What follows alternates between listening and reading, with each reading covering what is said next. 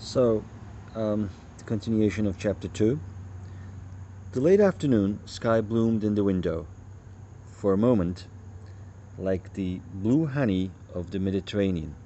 Then, the shrill voice of Mrs. McKee called me back into the room. I almost made a mistake, too, she declared vigorously. I almost married a little kike who had been after me for years. I knew he was below me. Everybody kept saying to me, Lucille, that man's way below you. But if I hadn't met Chester, he would have got me, sure. Yes, but listen, said Myrtle Wilson, nodding her head up and down. At least you didn't marry him. I know I didn't. Well, I married him, said Myrtle ambiguously. And that's the difference between your case and mine. Why did you, Myrtle? Demanded Catherine. Nobody forced you to. Myrtle considered. I married him because I thought he was a gentleman, she said finally. I thought he knew something about breeding, but he wasn't fit to lick my shoe. You were crazy about him for a while, said Catherine. Crazy about him? Cried Myrtle incredulously. Who said I was crazy about him? I never was any more crazy about him than I was about that man there. She pointed suddenly at me, and everyone looked at me accusingly. I tried to show by my expression that I had played no part in her past. The only crazy I was when I married him. I knew right away I made a mistake. He borrowed somebody's best suit to get married in and never even told me about it, and the man came after it one day when he was out. She looked around to see who was listening. Oh, is that your suit? I said. This is the first I ever heard about it. But I gave it to him, and then I lay down and cried to beat the band all afternoon. She really ought to get away from him, resumed Catherine to me. They've been living over that garage for 11 years, and Tom is the first sweetie she ever had.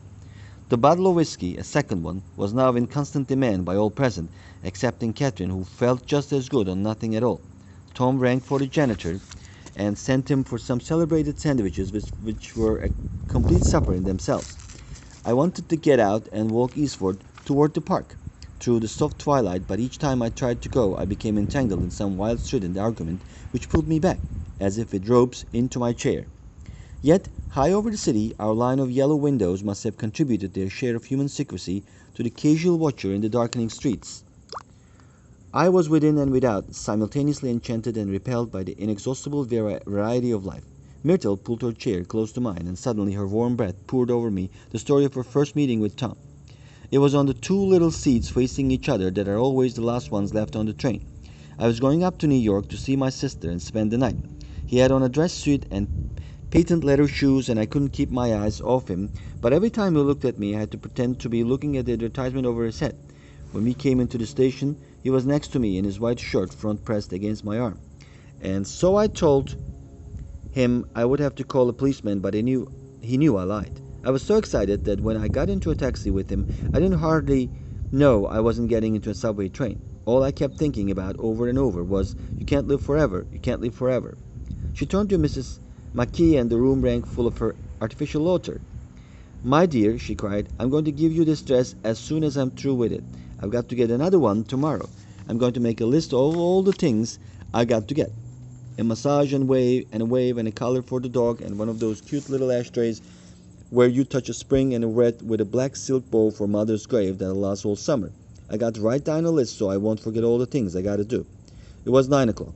Almost immediately afterwards I looked at my watch and found it was 10.